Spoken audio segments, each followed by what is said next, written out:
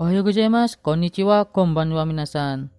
Di video kali ini, aku akan menceritakan alur cerita manga Fukushikyo Shisu. Untuk informasi dari manga ini, mulai dari mangaka, sinopsisnya, dan lain-lain, sudah aku buatkan videonya secara terpisah. Untuk link videonya sudah aku taruh di deskripsi.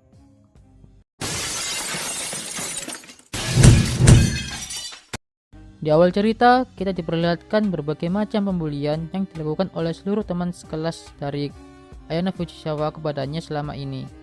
Ayano Fujisawa selama ini berpikir bahwa jika diam saja, maka penderitaan yang dia alami selama ini akan segera berakhir.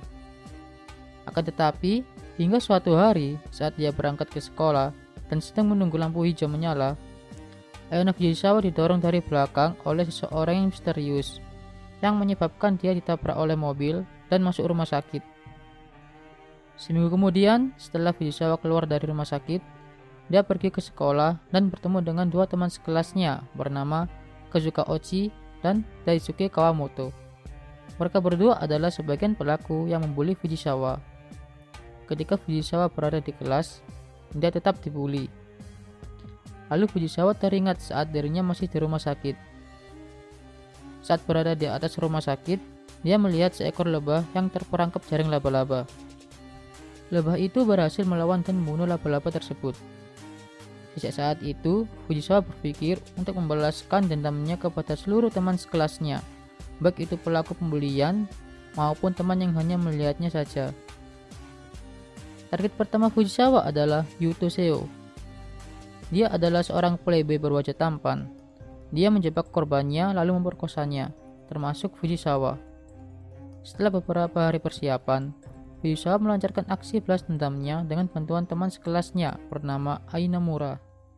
Mereka berdua mengikuti Yuto yang sedang berkencan di tempat karaoke bersama adik kelasnya bernama Sachi Ikeda, yang merupakan pacar dari teman sekelas Fujisawa bernama Kazuma Ochi. Lalu Fujisawa mengutus Nomura untuk mencari tahu ruangan Yuto dan Sachi. Setelah itu, Fujisawa menulis pesan dan mengutus Nomura untuk meletakkan surat itu di keranjang sepeda agar Kazuma membacanya.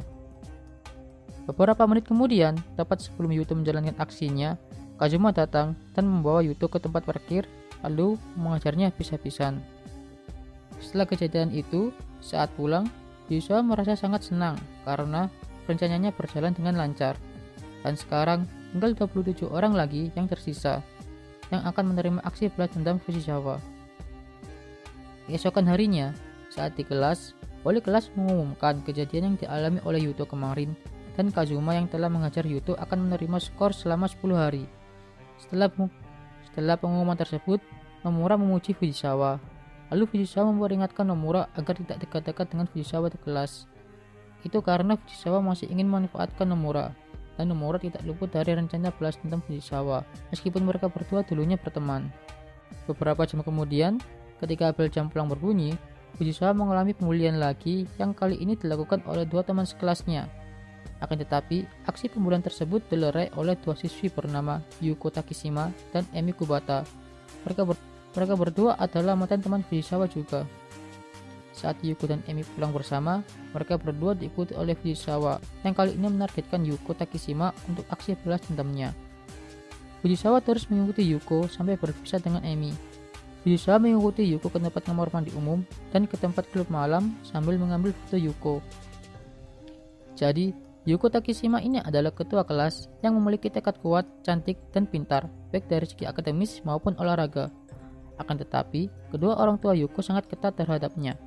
Mulai dari perilaku, ranking, dan jam bermain pun diatur oleh kedua orang tuanya. Apabila ketiga hal tersebut tidak sesuai keinginan kedua orang tuanya, Yuko akan mendapatkan hukuman yang sangat berat. Hal inilah yang akan dimanfaatkan oleh Fujisawa untuk melakukan aksi balas dendamnya. Saat di dalam klub malam, Yuko berbicara kepada teman prianya dan menceritakan aksi bully yang diterima oleh Fujisawa. Dan Yuko mengaku sempat melampiaskan stresnya kepada Fujisawa yang dulu masih berteman dengannya, sehingga Yuko malu untuk meminta maaf kepadanya. Teman prianya pun menasihatinya agar cepat meminta maaf kepada Fujisawa sebelum semuanya terlambat. Yuko pun setuju dengan nasihatnya dan besok berencana akan meminta maaf kepada Fujisawa. Lalu ketika sampai di rumah, Yuko langsung ditampar oleh ayahnya.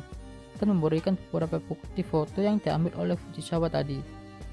Kedua orang tuanya pun akan mengurung Yuko di kamar agar tidak terpengaruh hal-hal buruk di lingkungan sekitar. Sekian video alur cerita kali ini. Terima kasih sudah menonton. Soreja, mata nih.